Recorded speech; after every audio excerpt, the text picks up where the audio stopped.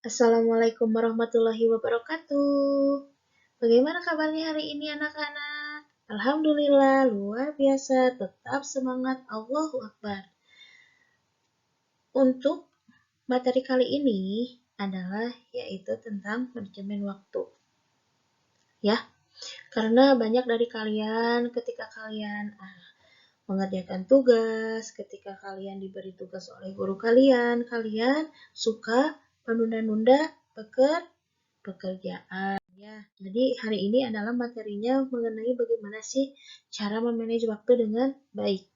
Tujuan layanan ini adalah membiasakan disiplin manajemen waktu pada kehidupan sehari-hari pada peserta didik. Ya, kalau menurut ibu kalian itu harus bisa ada jadwal dari kalian bangun tidur sampai tidur lagi malamnya, supaya apa? Supaya kita manajemen waktunya baik, ya. Jadi jangan sampai waktu itu kalian gunakan dengan sia-sia. Jangan sampai waktu kita untuk mengerjakan tugas, waktu kita untuk mengerjakan PR, waktu kita untuk membantu orang tua di rumah, kalian itu tidak melaksanakannya, ya. Kalau misalkan manajemen waktu itu tidak dilakukan, maka semua pekerjaannya akan berantakan. Ya, makanya di sini tujuan layanannya itu untuk membiasakan disiplin manajemen waktu pada kehidupan sehari-hari untuk peserta didik. Ya, pengertian manajemen waktu itu adalah dapat diartikan sebagai metode atau cara untuk memanfaatkan dan mengatur setiap bagian waktu dalam mengerjakan aktivitas yang sudah direncanakan dan harus diselesaikan dalam jangka waktu yang sudah ditetapkan. Ya, misalkan kalian diberi tugas, kalian misalkan diberi proyek sama guru kalian, misalkan kalian disuruh kerja kelompok, kalian misalkan disuruh pekerjaan individu masing-masing, kalian itu harus bisa mengerjakan sesuai waktu, sesuai apa yang telah dilakukan oleh ibu guru dan bapak guru kalian. Misalkan hari ini ada tugas, silahkan kalian hari ini juga harus beres. Hari ini ada tugas berkelompok berbasis proyek, misalkan mengamati tumbuhan-tumbuhan, misalkan mengamati hewan-hewan, dan waktunya itu misalkan 1 minggu. Berarti kalian harus tepat waktu ketika pengumpulan tugasnya. Seperti itu, ya. Tujuan utama dari manajemen waktu itu adalah menyelesaikan pekerjaan dan tugas secara efektif, ya. Jadi tidak ada kendala. Ketika kalian misalkan disuruh tugas kerjakan, ya harus dikerjakan. Jangan sampai tugas itu selalu ditunda-tunda. Apa sih manfaat manajemen waktu itu? Yang pertama, melatih disiplin. Yang kedua, bertanggung jawab. Yang ketiga, pekerjaan tugas terselesaikan tepat waktu. Yang selanjutnya adalah meningkatkan kepuasan diri. Ya, melatih disiplin supaya kalian itu lebih disiplin lagi ketika kalian misalkan mengerjakan tugas, ketika misalkan kalian mengerjakan proyek, ketika kalian misalkan mengerjakan hal apapun itu yang berbau tugas di sekolah.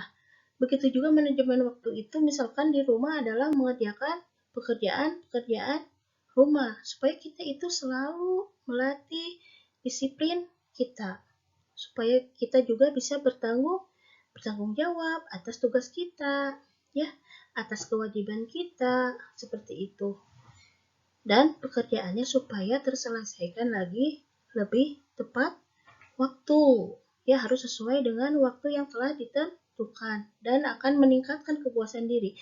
Ketika misalkan tugas sudah selesai, ketika misalkan proyek sudah selesai, ketika misalkan kegiatan-kegiatan yang sesuai dengan manajemen waktu, maka akan terjadinya meningkatkan kepuasan diri bahwa saya sudah lega, saya sudah bisa mengerjakan pekerjaan hari ini. Saya bisa lega karena saya sudah mengerjakan tugas kita hari ini. Ya, terus gimana sih cara tips manajemen waktu itu? Yang pertama, buatlah daftar agenda, ya.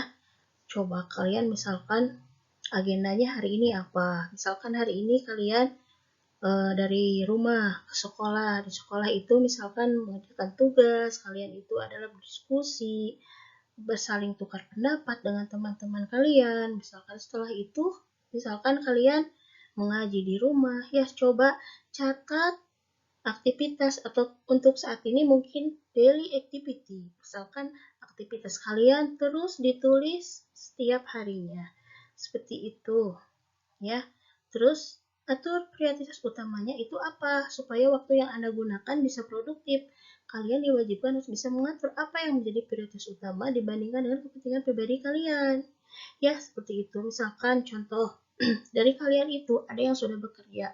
Kebanyakan dari kalian itu memprioritaskan bekerja. Memang sudah bagus kalian untuk saat ini sudah ada yang bekerja, ya. Karena kalian itu misalkan kalau bekerja tidak gengsi, ya karena kalian di satu sisi untuk membantu perekonomian orang tua. Memang sangat bagus, tapi harus ada prioritas dulu. Yang pertama yaitu apa? Sekolah.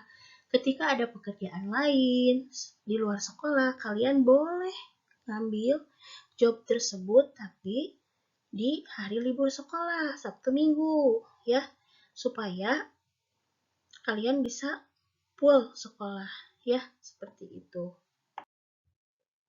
Terus yang selanjutnya itu jangan menunda-nunda waktu. Waktu memang sangat berharga dalam hidup. Jadi jangan ditunda-tunda apapun itu keadaannya. Ya kalau misalkan tugas 1 minggu ya silakan kalian tugasnya harus tetap dikumpulkan 1 minggu. Kalau misalkan tugasnya kata gurunya misalkan hari ini harus dikumpulkan ya jadi kalian itu harus dikumpulkan hari itu juga. Yang selanjutnya itu adalah fokus terhadap prioritas dari daftar agendamu.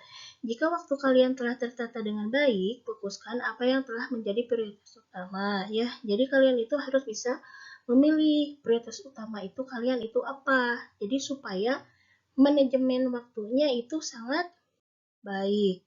Ya, karena waktu itu seperti sungai, kamu tidak bisa menyentuh air yang sama untuk kedua kalinya. Ya, waktu itu sangat berharga. Jadi, kalian harus gunakan waktu itu sebaik-baiknya. Karena hari ini harus lebih baik daripada hari kemarin. Ya, silakan aturlah manajemen waktumu hari ini ya dan hari-hari berikutnya. Terima kasih untuk materi saat ini. Wassalamualaikum warahmatullahi wabarakatuh.